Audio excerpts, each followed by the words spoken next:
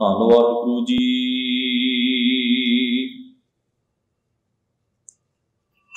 माटी को पुतरा कैसे नचत है,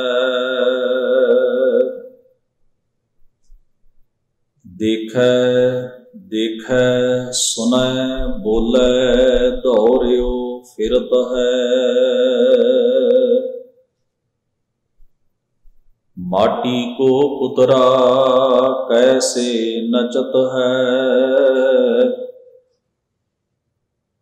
देखे देखे सुने बोले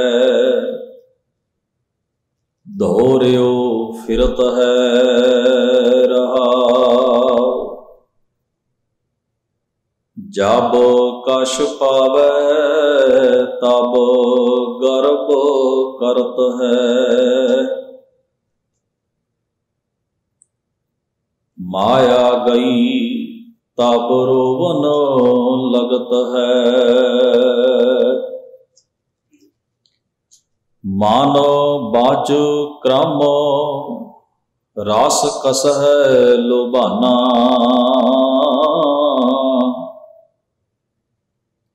बिनस गया जाए कहूँ समाना। कह रविदास बाजी जग भाई, बाजीगर सौ मोहे प्रीत बनिया। कह रविदास बाजी जग भाई, बाजीगर सौ मोहे प्रीत बनिया। वाहिगुरु जी का खालसा, वाहिगुरु जी की फतेह। परम सन्मान योग गुरु सवारी साध संगत जीओ, शब्द स्वरूप चवर तखत सिंघासन दे मालक गुरुदेव धन धन गुरु ग्रंथ साहब महाराज जी दे पावन दरबार दियां हाजरियां भरदियां होया आप जी ने बड़े सन्मान सहित सतगुरु की मुबारक बाणी दे पाठ, गुरबाणी दे कीर्तन गुरु सवारियां पासों श्रवण कीते हन। आपां सतगुरु की मेहर दे पात्र बन के यत्न कर रहे हाँ बाबा रविदास साहिब महाराज की उचारण की हुई मुबारक बाणी नूं लड़ीवार रोजाना दे इन्हां दीवानां दे विच विचारण, इस उपदेश नूं समझण दा ये यतन उपराला करदिआं होइआं आपां अज आसा राग दे विच जिहड़े भगत रविदास जी के कुल 6 शब्द दर्ज हैं, 6वें शब्द का पाठ आप जी ने श्रवण किया है। गुरु ग्रंथ साहब महाराज के अंक नंबर 487 उपर यह पावन शब्द सुभायमान है। शब्द का जो रहाऊ वाला बंद है, वैसे तो समुचे का समुचा शब्द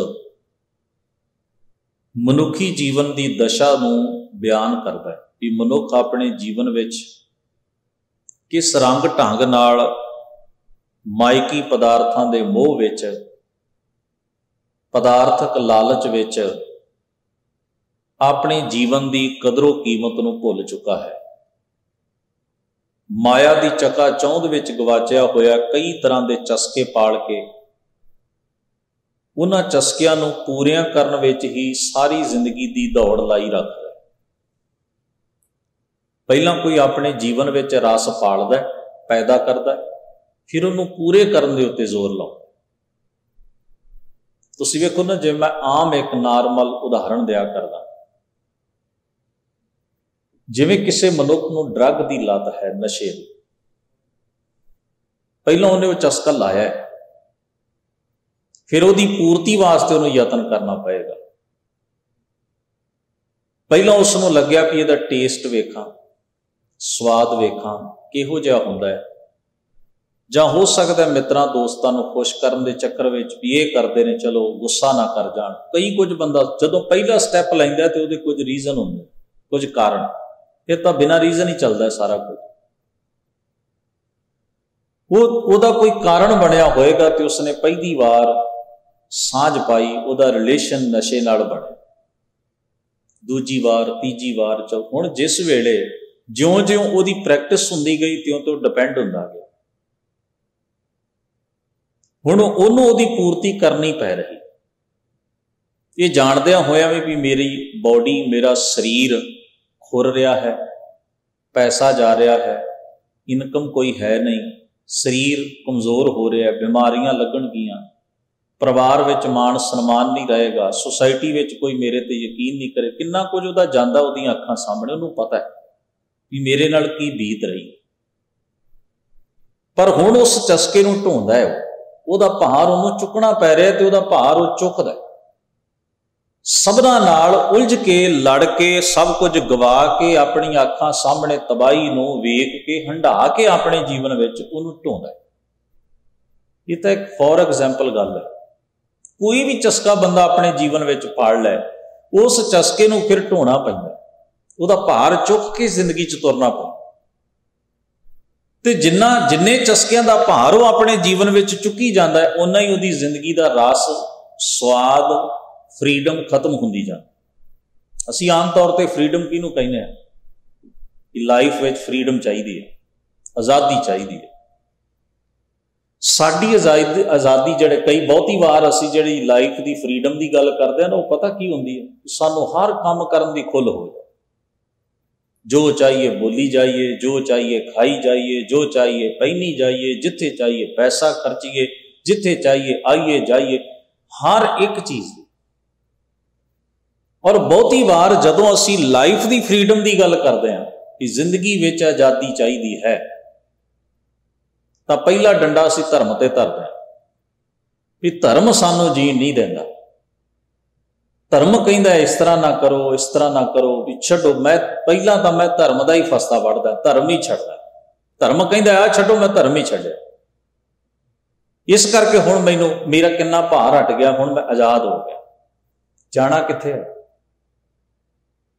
ਚਲੋ ਇਹ ਤਾਂ ਲੱਗਿਆ ਨਾ। ਵੈਸੇ ਧਰਮ ਨੂੰ ਅਸੀਂ ਵੇਖਦੇ ਹਾਂ ਧਾਰਮਿਕ ਬੰਦਿਆਂ ਦੀ ਦਿੱਖ ਦੇ ਨਜ਼ਰੀਏ ਤੋਂ, ਨਹੀਂ ਧਰਮ ਦੀ ਫਿਲਾਸਫੀ ਨੂੰ ਜੇ ਅਸੀਂ ਸਮਝੀਏ ਤਾਂ ਰਸਮਾਂ ਰੀਤਾਂ ਹੀ ਧਰਮ ਨਹੀਂ ਹਨ। ਇਸ ਤੋਂ ਇਲਾਵਾ ਬਹੁਤ ਉੱਚੀ ਬਾਤ ਹੈ ਧਰਮ ਦੀ। ਖੈਰ ਮੈਂ ਉਸ ਪਾਸੇ ਨਾ ਜਾਵਾਂ, ਮੈਂ ਇੱਕ ਉਦਾਹਰਣ ਦੇ ਰਿਹਾ।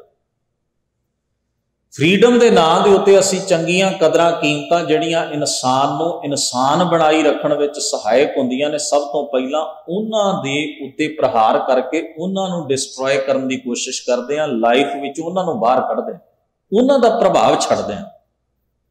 ਸਾਡਾ ਪਹਿਲਾ ਸਟੈਪ ਹੀ ਗਲਤ ਹੋ ਜਾਂਦਾ। ਧਰਮ ਗਿਆ ਜੀਵਨ ਵਿੱਚੋਂ।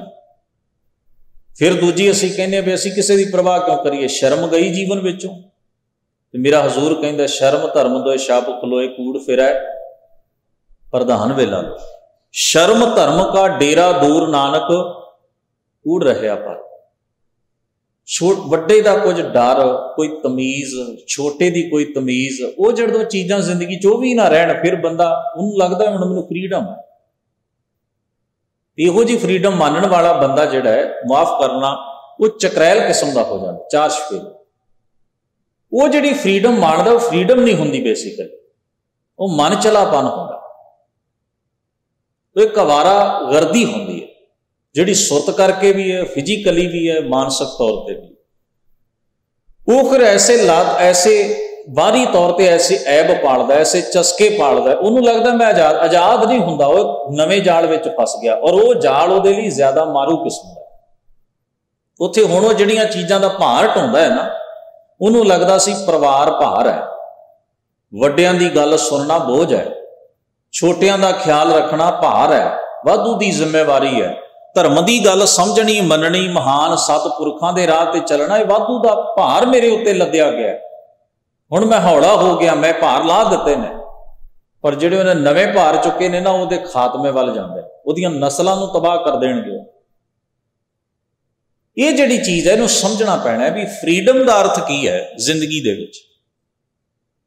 गुरु पातशाह बाणी में आखते हैं भी सब तो पहला अपने नफ्स, यानी कि जिसनों असी आखते हैं भी साडा मन जिहड़ा है, साडी सुरत जिहड़ी है, वो विषय विकार अवगुणा के प्रभाव थले। सतगुरु कहते हैं भी सब तो यह समझ भी बंधन की है। नानक अवगुण जेतड़े तेते गली जंजीर, गुरु ने इन्हों बंधन किया। सतगुरु होर कहते ने जी का बंधन कर्म व्याप है। संस्कार, माड़े संस्कार ही सब तो वड्डे बंधन हैं। तुसी 10 दिन लगातार ऐसे मनुखा कोल बह के प्रैक्टिस करके देख सकते हो। वैसे तो माड़ी प्रैक्टिस कदे करनी ही नहीं चाहिए भी। हुण जे कोई जहर, आपां सारी दुनिया को सुनते हैं ना भी जहर जिहड़ा है भी उहनूं खा लवे बंदा तो उहदा फिजिकली नुकसान होंदा है। हुण जे कोई आखे भी मैं खा के वेखां भला सच्ची आंदे ने लोग, किते झूठ ते नहीं बोलते, किते किताबां च गलत तां नहीं लिखिया। तो ऐसा मनुख जिहड़ा वो तजर्बा तो जरूर कर लेगा, पर बाद विच हो सकता उन्होंने तजर्बे का सच झूठ नितारण का समा ना मिले। हाँ, दूजे जरूर वेख लैणगे भी इन्हें तजर्बा किया, वो खुद नहीं वेख पाएगा। कई तजर्बे ऐसे भी जिंदगी च होंदे,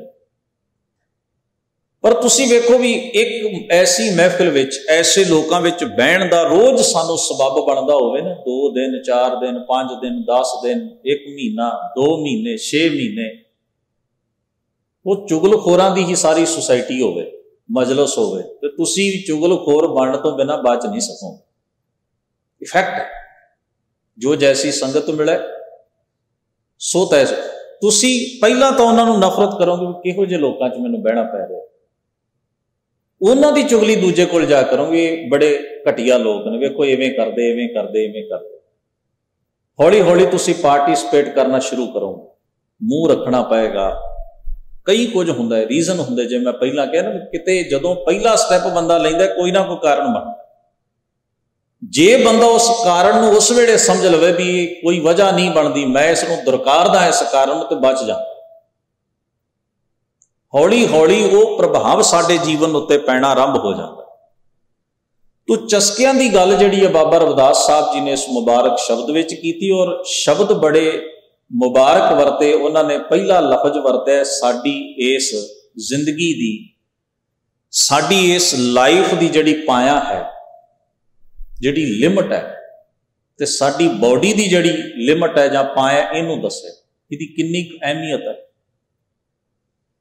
वो शब्द वरतते ने माटी को पुतरा, मिट्टी का पुतला। वैसे बाबा कबीर साहब जी ने भी अपने श्लोक विच कहा भी माटी के हम पूतरे मानस राख्यो नाव, 4 दिवस के पाहुने बाड बाड रूंदे ठाव। किन्ने भी दिना चौं दी खेड है, मिट्टी के पुतले हाँ, मनुख नाम धरिया है, ते उम्मीद यह होंदी है भी भरा दी भी थां मल लवां ते जिंदगी चंगी लंघ जाए। भरा भावें रोंदा, गुआढ़ी भी उजड़ जाण ते उन्हां दी भी थां मल लवां, मैनूं वध है। पता यह नहीं भी हो सकता गुआढ़ियां तो पहला ही साह सातहीन हो जाइए, पता यह नहीं है, पर अंदर एक लालच है। बाबा कबीर साहब जी ने जिक्र की कीता भी बंदा अपनी पायां भुल के ये चाहता भी दूजे का भी सारा मेरे कोल होवे, लालच विच जींदा, लोड़ विच नहीं जींदा। दोवां चीज़ां विच थोड़ा जिहा डिफरेंस है। हुण एक बचन होर कहा उन्होंने, कबीरा धूर सकेल कै पुरिया बांधी दे, मिट्टी इकट्ठी करके कोई पुड़ी बन लवे, पोटली बन लवे मिट्टी की, दिवस 4 को पेखना अंत। कहते तत्त इकट्ठे करके कुदरत के शरीर की जड़त जड़ी है, 4 दिनों की खेड है। फिर जेते उपजो नानका लीन ताहे मैं मान। उन्हां को कारण बनेगा शरीर नूं खिलरदियां, तत्तां नूं बिखरदियां, इस शरीर की मिट्टी विच रलदियां वक्त नहीं लगेगा, बहुत लंबा समा नहीं लगेगा। तो सतगुरु सच्चे पातशाह ने बाणी शरीर नूं माटी को पुतरा, मिट्टी का पुतला, यानी कि जी दी पाया बड़ी थोड़ी है, जी दी समर्था बड़ी घट है, जिहड़ा परमानेंटली नहीं है, थोड़े चिर दा, इनू थोड़ विता के इनू कसुंबे दे रंग वर्गा भी कह बाणी च, इनू बदलों की छां वर्गा भी कह, इनू नींद के सुपने वर्गा भी कह, इनू दरिया के कंढे खड़े हुए रुख वर्गा भी कह, इनू कच्चे घड़े विच पए हुए पानी वर्गा भी कह, इनू खुद कच्चे भांडे वर्गा भी कह, इसनू उड़ते हुए पंछियां की डार जिहड़ी है उहदे वांग भी कह, ते पंछी दी खंभां दी जिहड़ी छां जमीन ते पैंदी उहदे वर्गा भी कह, कंध दे उत्ते दौड़न वर्गा भी कह, भीत उपरे केतक धाईए अंत और कुआहा। कंध ते कोई किन्ना लंबा समा भज सकदा, कंध की कोई लिमिट तो होएगी नहीं। तो सतगुरु महाराज ने ये सारे शब्द जिहड़े ने इस शरीर की पाया नूं बयान करने वास्ते भी किन्ना क चेर है, किन्ना क वक्त है इहदे कोल। धन गुरु अर्जन साहब गुरुदेव ने संस्कृति श्लोकां विच फरमाया, कहंदे ने काच कोटम कच्चा किला, रचंत तोयम जिहड़ा पानी नाल बनिया होवे, रकत बिंद कर निम्यागन उदर मंझहार, उर्द मुख कुचील बिकल नरक घोर गुबार, मां की रकत पिता बिंद धारा, मूरत सूरत कर आपा। शरीर की जिहड़ी प्रोडक्शन है पानी तो, घाड़त जिहड़ी है पानी तो है। क्या काच कोटंग रचंत तोयंग लेपनंग रक्त चरमण, लेप कर दे, जिवें आपां पहला ढांचा खड़ा करते हैं ना मकान का, फिर उन्होंने प्लस्तर करते हैं, बाहरों कंधां सवारते हैं, नहीं तो बुरियां लगदियां ने, सानूं अपने आप नूं देखण लगदियां भी घर अजे मुकम्मल नहीं होया। साडे शरीर विच नाड़ां दा, हड्डियां दे उत्ते नाड़ां दा जाल विछा के, मिज दा जाल विछा के, फिर उहदे उत्ते चमड़ी दा लेप कर दिता। बंदे दे अपने हथ पैर ते ही जख्म हो जाए तो उहनूं ढक लैंदा है, बुरा लगदा, अपने आप नूं गिलानी आउंदी है अपना जख्म वेख के। कुदरत ने सारे शरीर नूं चमड़ी नाल कज दिता, ते असीं बंदे दे चंगे बुरे की पछाण कित्थों करदे हां? चमड़ी दे रंग तो। चमड़ी गोरी होएगी तो भला ही होएगा, ते जिहड़ी चमड़ी का रंग काला होएगा पक्का बदमाश होएगा। असीं मिथ लिया भी जिहड़े घर नूं काला पेंट होया होवे वो चोरां दा घर हुंदा है। जिहड़ी चमड़ी दे उत्ते जिहड़े बाहरों लिबास इहो जिहा पाया होवे वो महात्मा ही हुंदा, भावें अंदर चोर ही बैठा होवे। असीं मिथ लिया ना, असीं बिल्डिंग नूं काहदे तो तोल रहे हैं? जिहड़ा कंधां नूं कलर कीता गया उहदे तो तोल रहे हैं। साडी जजमेंट है। पातशाह कहंदे ने कोई जरूरी नहीं, सफेदी कीते घरां विच भी चोर रह सकदे ने, ते हो सकदा है अनघड़त किस्म दे घरां विच भी भले मनुख वसदे होण। जानी कि दोवें पासे कुछ भी हो सकता है। ये तो शरीर की रचना है, शरीर की घाड़त है। सुरत करके जिहड़ा मनुख भला है, कर्म करके जिहड़ा मनुख भला है, उत्तम वो है। भगत साहिबाना ने यही आवाज़ उठाई ना भी तुसीं सानू इस करके तो नीच नहीं ना कह सकते भी असीं चमड़े का काम करते हाँ ते उन्हां दे घर परिवार विच असीं जम्मे हाँ ते जिहड़ा साडा वरण है जां साडी तुसीं बरादरी बना दित्ती है भी असीं जिन्ने भी पैदा हुंदे रहांगे असीं सदियां तलक इसे तरह नीवें ही रहांगे। एक ही लॉजिक होया। बाबा कबीर साहब जी ने बड़ी जबरदस्त आवाज विच कहा, हम कत लोहू तुम कत दूध, भी वेखो तो भला साडियां नाड़ां विच लहू है ते तुहाडियां नाड़ां विच नसां विच दुध बहिंदा है। जींदे ते तुसीं भी उवें ही हो जिवें असीं जीने। मनुख दा जिथे वस चल सकदा सी ना उन्हें दूजे मनुख नाल धक्का करन तो गुरेज नहीं कीता। बस वो सूरज नहीं वंड सकिया, हवा नहीं वंड सकिया, उन्हें दरिया दे पानी तक भी वंडे जिन्ना उहदे अख्तियार विच सी उन्हें वंडिया। जे किते सारी धरती दी ऑक्सीजन जिहड़ी है जे किसे इहदे ते कंट्रोल हो सकदा ते हो सकदा हुण तक एक अद्धा वरण ही जिउंदा रह जांदा, दो चार बंदे ही जिउंदे रह जांदे, बाकी सब फना हो जांदे। सूरज भी किसी अमीर दे घर संगल नाल बन्निया होया मिलदा, ये साडा है। दूजी दुनिया हनेरे च ही जींदी। कादर बड़ा बेअंत है, उसने सदियां तलक गुलामी हंडाउण वालियां दे विच भी वो जिगरा पैदा कर दिता भी हुण उठो। गरीब नवाज सतगुरु सच्चे पातशाह ने इसे करके कहा भी तुसी ये जिहड़ा शरीर है पहला तो ये एक मटीरियल है, से मटीरियल पंजां तत्तां दा मटीरियल, तो यदी पाया बड़ी थोड़ी है। ये गल सतगुरु ने इस मुबारक शब्द विच कही, काच कोटंग रचंत तोयंग लेपनंग रक्त चरमण नवं तां द्वारम पीत रहतम बाई रूपम स्थान। 9 द्वारे रखे तो फिर हवा दी थमी। सतगुरु महाराज का प्रतीक किड्डा बाकमाल है। बाई रूप, बाई कहते ने हवा, हवा की थमी दे दे, पिलर दे देता है। जिन्ना चिर हवा का पिलर रहेगा, यानी कि ऑक्सीजन शरीर को साह मिलता रहेगा, साह के उत्ते खड़ी है कहानी, समझो पिलर है तुहाडा। जिस दिन साह अटक गया, किड्डा भी उच्चा लंबा तकड़ा शरीर होवे, सोहना होवे, अकलमंद होवे, ढह ढेरी हो जाए। पिलर के उत्ते खड़ा सारा महल। बाई रूपम अस्तंभन है। तो साहब सतगुरु जी आखते ने, माटी को पुतरा कैसे नचत है, मिट्टी दा है थोड़ विता, थोड़े समय दा प्राहुणियां वांग मेहमानां वांग इस संसार उत्ते जीण वाला ये शरीर जिहड़ा जीवन जिहड़ा ये मनुख जिहड़ा है, वेखो किवें नच रहा है, किवें भटक रहा है, माया दे ताल उत्ते नच रहा है। और आखदे ने देखै देखै सुनै बोलै दोहरिओ फिर। इहदा सारा एक्शन जिहड़ा इहदा भाव है जो वेखदा है, जो सुनदा है, जो बोलदा है, जिधर नूं भजदा है, सारे एक्शन जिहड़े ने इहदी जिंदगी दे, सारे फंक्शन जिहड़े ने वो मायाग्रस्त है, मायाग्रस्त है। उही वकारी गल्लां सुननियां मिठियां लगदियां ने, वेखणियां चंगियां लगदियां ने, सोचणियां चंगियां लगदियां ने, उन्हां वकारां नूं भोगना होवे ते दौड़ के उधर जांदा है। उही सारा कुछ हर वेले दे दिमाग दे चिंतन विच इक्को ही गल चलदी। देखै देखै सुनै बोलै दौड़िओ फिरत है।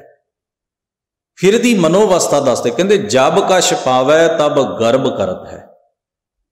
जदों कुछ मिल जाता है तो हंकार च आ जाता, खौरे मैं की हाँ, मेरे वर्गा वड्डा कोई नहीं, मेरे वर्गा उच्चा कोई नहीं, मेरी चलदी है, मेरी पाया है वगैरह, बड़े भरम पाड़ लेंदा अपने अंदर। अपने आप को फिर ना दलीलां दियां थमियां देंदा रहिंदा है, अपनी ईगो नूं, अपनी हौमै नूं। वैसे मनुख का मन बड़ा अजीब किस्म का है। जदों ते कोल कुछ होएगा ना, गरीब नाल खह के लंघेगा। जदों कोल कुछ नहीं होएगा, गरीबां की कतार च होएगा, तो फिर अमीरां के हाथ जोड़ लेगा। जरा सोचो, जिस वेले आप किसी लैवल ते हुंदा है ना, फिर तो गरीब नाल खैंदा भी। अमीर ने तो सुननी नहीं, वो कहेगा भी जो तेरे कोल है मेरे कोल है, मेरे नाल काहतों खैना, मैनू भी खैना हुंदा। फिर इहदी मार, इहदे हंकार दी मार गरीब ही झल सकदा। फिर उत्थे जाके उन्हां नूं प्रैशराइज करदा है, आने बहाने कलेश करदा है, जिन्हों दबा सकदा होवे उन्होंने दबाउण दी कोशिश करदा। ते जिस दिन खुद पल्ले कुछ ना रहे, खुद गरीबां दी कतार विच होवे, फिर अमीर सामने हथ जोड़ लैंदा। उस दिन ख्याल नहीं आउंदा भी मैं की कीता। संसार बड़ी अजीबो गरीब किस्म दी सिचुएशन मनुख दे जीवन विच कई बार पैदा कर दिंदा। जे मनुख नूं इस गल का एहसास होवे ना भी जिहड़ा गर्व है, अहंकार है, गुरूर है, ईगो है, इहदा बेस की है, किहड़ी चीज़ उत्ते मेरी ईगो खड़ी है। जे तो मैनू अपने शरीरक सुहप्पण का गुरूर है तो चेता रखना चाहिए, जे वक्त रहा तो इनू मैं अपनी अखां नाल ढलदियां वेखांगा। फिर तो बंदा मेकअप के सहारे नाल ही जींदा है ना। कई बार शीशे के सामने अपनी अखां नूं धोखा देंदा, फिर दुनिया नूं देंदा। जिहड़ी ताकत का मैनू गुरूर है, जे वक्त दिता ना कुदरत ने मैनू किते लम्मा वक्त दिता जीण का, तो मैं इस शरीर नूं अपने आप कमजोर हुंदिआं वेखांगा, हड्डियां कड़कदियां सुनांगा। जिहड़ी पदवी का मैनू गुरूर है ना, जे किते वक्त मिलिया मैनू तो मैं अपने शरीक पैदा होंदे ते अपना ही गल घुटदे वेखांगा अपनी अखां नाल भी इहो ने जिन्हां नूं मैं पालिया ते अज मेरी पदवी लई ते मैनू थल्ले सुट्टण तुरे। समय कोल हर एक गुरूर भरी आवाज का जवाब है, चेते च रखना। वक्त कोल हर चीज़ का उत्तर है। बंदे नूं लगदा मेरा सानी कोई नहीं, पर मेरे गरीब नवाज कहते हैं तू भुलिया होया है, तू भटकिया होया है।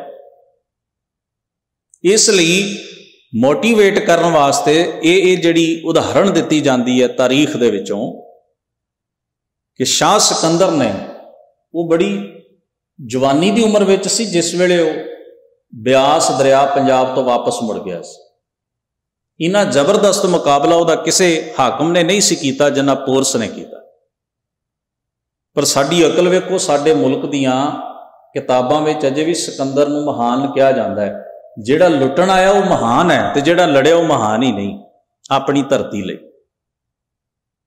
ये साडा सिलेबस है, साडे दिमाग में सिकंदर महान, क्योंकि यूनान तो सानू कुटण आया इस करके महान है, वो लुटण आया सी इस करके महान है, उसका कोई परपज नहीं सी सवाए तबाही करन तो इस करके वो महान है। तो असी सिलेबस लिख रहे हैं अपनी धरती का, उहदे च पोरस महान नहीं जिहड़ा उहनूं रोक रहा है, एक लुटेरे नूं रोक रहा है, एक तबाही करने वाले नूं रोक रहा है, वो महान नहीं लिखा गया, सिकंदर महान लिखा गया। इन्ना फर्क पैंदा है गुलाम मानसिकता दा ते आजाद सोचनी का। जेतुआं दे इतिहास लिखे जाते हैं ते जिहड़े जिते ना होण उन्हां नूं खुरद-बुरद कीता जांदा। ये संसार दा चलन है। खैर मैं जिहड़ी बिना कर वापस परत गया उतों, इदों अगे लड़ाई की ताब झल्लण दी उहदे कोल जुरत नहीं सी।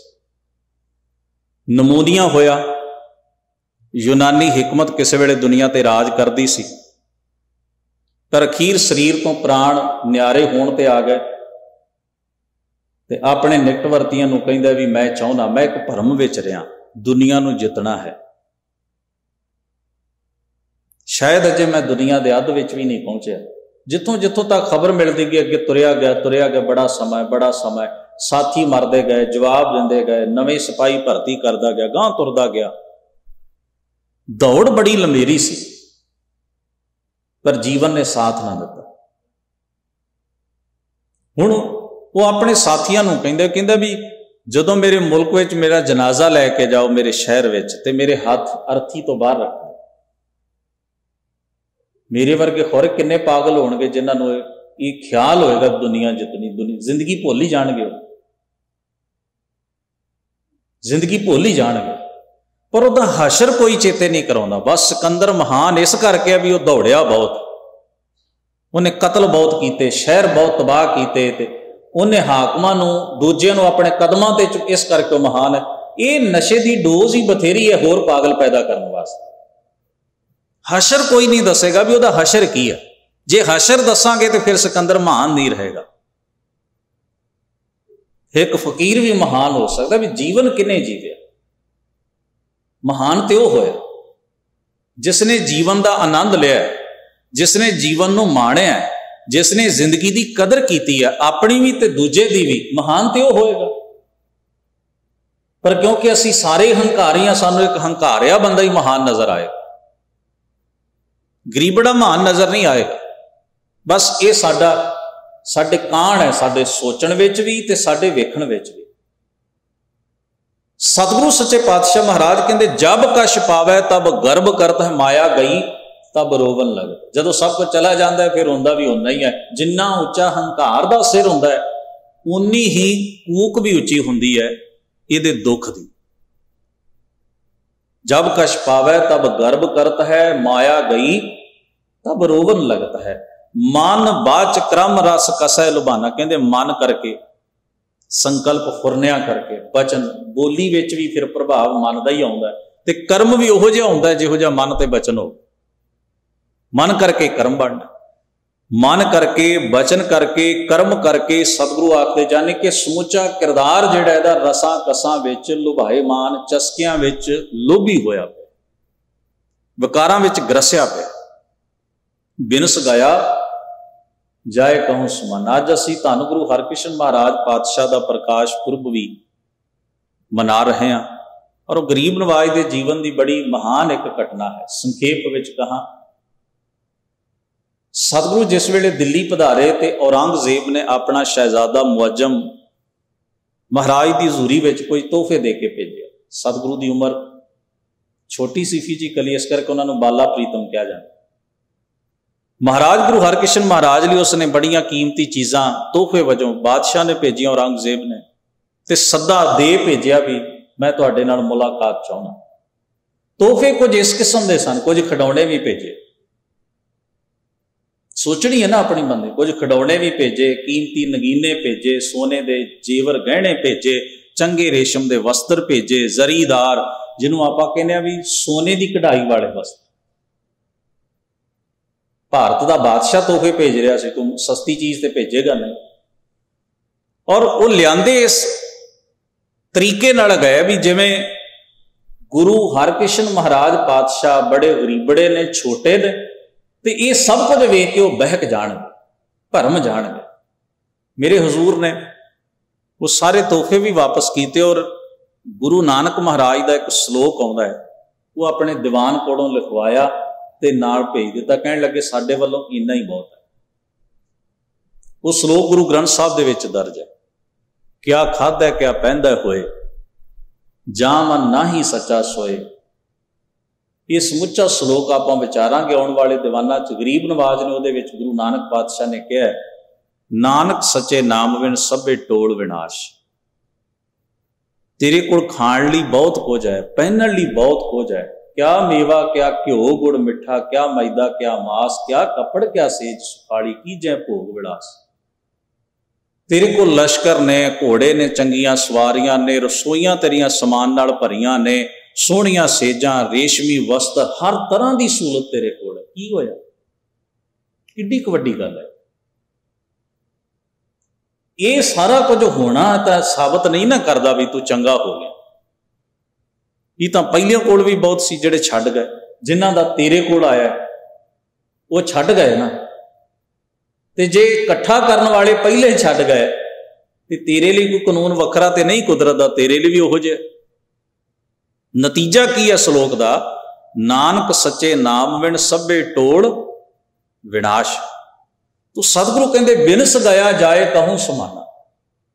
ਬਿਨਸ ਜਾਂਦਾ, ਆਤਮਕ ਮੌਤੇ ਵੀ ਮਰਦਾ ਹੈ, ਵਿਸ਼ੇ ਵਿਕਾਰਾਂ ਦੀ ਖਲਜਗਣ ਵਿੱਚ ਫਸ ਕੇ। ਫਿਰ ਉੜਕ ਨੂੰ ਸਰੀਰ ਦੇ ਪ੍ਰਾਣ ਵੀ ਨਿਕਲ ਜਾਂਦੇ ਨੇ, ਕਿੱਥੇ ਜਾ ਸਮਾਉਂਦਾ ਹੈ ਕਿਸੇ ਨੂੰ ਕੁਝ ਪਤਾ ਨਹੀਂ। ਕੋਈ ਦਾਵਾ ਨਹੀਂ ਕਰ ਸਕਦਾ। ਤਾਂ ਮਗਰੋਂ ਸਾਡੀਆਂ ਕਹਾਣੀਆਂ ਹੁੰਦੀਆਂ ਨੇ ਵੀ ਸਵਰਗ ਗਿਆ ਕਿ ਨਰਕ ਗਿਆ, ਅਸੀਂ ਪੈੜਾਂ ਲੱਭਦੇ ਹਾਂ ਮਗਰੋਂ। ਕੋਈ ਕਹਿੰਦਾ ਸਾੜਨ ਨਾਲ ਮੁਕਤ ਹੋਏਗਾ, ਕੋਈ ਕਹਿੰਦਾ ਦੱਬਣ ਨਾਲ ਹੋਏਗਾ, ਕੋਈ ਕਹਿੰਦਾ ਆਹ ਕਰੋ, ਕੋਈ ਕਹਿੰਦਾ ਉਹ ਕਰੋ। ਸਾਨੂੰ ਅਸੀਂ ਇਵੇਂ ਕਰਦੇ ਹਾਂ ਵੀ ਜਿਵੇਂ ਰਿਸ਼ਵਤਾਂ ਦੇ ਰਹੇ ਹੋਈਏ, ਵੀ ਚਲੋ ਬੰਦਾ ਤੇ ਮਾੜਾ ਹੀ ਸੀ, ਆਹ ਕਰਕੇ ਵੇਖ ਲਓ ਸ਼ਾਇਦ ਛੋਟੀ ਜਾਏ। ਸਤਿਗੁਰੂ ਨੇ ਇੱਕ ਬਚਨ ਨਾਲ ਸਾਰੇ ਮਸਲੇ ਹੱਲ ਕਰ ਦਿੱਤੇ। ਕਿਆ ਦੱਜਾਂ ਇੱਕ ਦੱਜਾਂ ਇੱਕ ਦੱਬੀਆਂ, ਇੱਕ ਨਾ ਕੁੱਤੇ ਖਾਹੇ, ਇੱਕ ਪਾਣੀ ਵਿੱਚੋਂ ਸਟੀਆਂ, ਇੱਕ ਪੀ ਫਿਰ ਹਸਨ ਪਾਹੇ, ਨਾਨਕ ਏਵ ਨਾ ਜਾਪਈ ਕਿੱਥੇ ਜਾਏ ਸਮਾਏ। ਕਹਿੰਦੇ ਪੈੜਾ ਨਾ ਲੱਭ ਹੋਣ। ਜਿਨੇ ਭੇਜਿਆ, ਜਿਸਨੇ ਜੀਵਨ ਦਾਨ ਦਿੱਤਾ, ਉਹੀ ਅਸਰ ਜਾਣਦਾ। ਤੇਰੇ ਵਸ ਜਿੰਨਾ ਤੂੰ ਉਹਨਾਂ ਕਰ। ਤੂੰ ਗਰੀਬ ਨਵਾਜ਼ ਪਾਤਸ਼ਾਹ ਫਰਮਾਉਂਦੇ ਨੇ, ਜਿਨ੍ਹਾਂ ਮਨੁੱਖਾਂ ਨੂੰ ਮਨ ਬਾਚ ਕਰਮ ਦਾ ਚਸਕਾ ਹੈ, ਉਹਨਾਂ ਦੀ ਗੱਲ ਕਰਕੇ ਅਖੀਰ ਉੱਤੇ ਕਹਿੰਦੇ ਨੇ, ਕਹਿ ਰਵਿਦਾਸ ਬਾਜੀ ਜਗ ਭਾਈ। ਬਾਜੀ ਮਤਲਬ ਹੁੰਦਾ ਫਾਰਸੀ ਪਰਸ਼ੀਅਨ ਦਾ ਸ਼ਬਦ ਹੈ ਬਾਜੀ, ਖੇਡ। ਇਹ ਤੋਂ ਹੀ ਖਿਡੌਣਾ ਬਣਿਆ। ਆਪਾਂ ਬਾਜੀ ਕਹਿੰਦੇ ਸਾਂ ਪਿੰਡਾਂ 'ਚ, ਬਾਜੀ ਖਰੀਦਣੀ, ਖਿਡੌਣਾ ਖਰੀਦਣਾ, ਖੇਡਣ ਵਾਲੀ ਚੀਜ਼। ਇਹ ਸਾਰਾ ਜਗਤ ਇੱਕ ਖੇਡ ਹੈ, ਇੱਕ ਤਮਾਸ਼ਾ। ਪਰ ਇਸ ਖੇਡ ਨੂੰ ਵੀ ਸਿਰਜਣ ਵਾਲਾ ਕੋਈ ਹੈ, ਉਹ ਹੈ ਬਾਜ਼ੀਗਰ। ਬਾਜੀ ਆਪੇ ਤੇ ਨਹੀਂ ਨਾ ਪੈ ਜਾਂਦੀ, ਖੇਡ ਖੇਡਣ ਵਾਲਾ ਕੋਈ ਖਿਡਾਰੀ ਹੁੰਦਾ ਹੈ ਨਾ। ਤੁਸੀਂ ਗਰਾਊਂਡ ਦੇ ਵਿੱਚ ਵਿਕਟਾਂ ਗੱਡ ਦਿਓ, ਬੈਟ ਰੱਖ ਦਿਓ, ਬਾਲ ਰੱਖ, ਖੇਡਣ ਵਾਲਾ ਹੀ ਨਾ ਹੋਵੇ ਤੇ ਉਹ ਪਈਆਂ ਰਹਿਣਗੀਆਂ। ਖੇਡ ਦਾ ਵੀ ਕੋਈ ਖਿਡਾਰੀ ਹੁੰਦਾ, ਚਿੱਤਰ ਨੂੰ ਸਿਰਜਣ ਵਾਲਾ ਵੀ ਕੋਈ ਚਿੱਤਰਕਾਰ ਹੈ। ਇਸ ਲਈ ਇੱਥੇ ਸਤਿਗੁਰੂ ਨੇ ਦੋ ਸ਼ਬਦ ਵਰਤੇ, ਇੱਕ ਬਾਜੀ ਤੇ ਇੱਕ ਬਾਜ਼ੀਗਰ। ਬਾਜੀ ਤਮਾਸ਼ਾ ਹੈ ਤੇ ਤਮਾਸ਼ੇ ਨੂੰ ਸਿਰਜਣ ਵਾਲਾ ਬਾਜ਼ੀਗਰ ਹੈ। ਕਹਿ ਰਵਿਦਾਸ ਬਾਜੀ ਜਗ ਭਾਈ, ਬਾਜ਼ੀਗਰ ਸੋ ਮੋਹਿ ਪ੍ਰੀਤ ਬਨਾਈ। ਦੁਨੀਆ ਤਮਾਸ਼ੇ ਤੇ ਰੀਝ ਰਹੀ ਨਹੀਂ, ਮੈਂ ਤਾਂ ਉਹਦੇ ਤੇ ਰੀਝ ਰਿਹਾ ਜਿਸਨੇ ਤਮਾਸ਼ਾ ਪੈਦਾ ਕੀਤਾ, ਜਿਸਨੇ ਜਗਤ ਦੀ ਖੇਡ ਰਚਾਈ ਹੈ। ਗਰੀਬ ਨਵਾਜ਼ ਕਿਰਪਾ ਕਰਨ, ਅਸੀਂ ਵੀ ਜਿੱਥੇ ਇਸ ਜਗਤ ਤਮਾਸ਼ੇ ਨੂੰ ਮਾਣ ਰਹੇ ਹਾਂ, ਉੱਥੇ ਜਗਤ ਤਮਾਸ਼ੇ ਦੇ ਸਿਰਜਕ ਵਾਹਿਗੁਰੂ ਵੱਲ ਵੀ ਸਾਡਾ ਧਿਆਨ, ਸਾਡਾ ਚੇਤਾ ਰਹੇ ਕਿ ਉਹ ਪਰਮੇਸ਼ਰ ਵਾਹਿਗੁਰੂ, ਉਹਦੀ ਹਸਤੀ ਸਭ ਤੋਂ ਅਲੋਕਾਰੀ ਤੇ ਮਹਾਨ ਹੈ।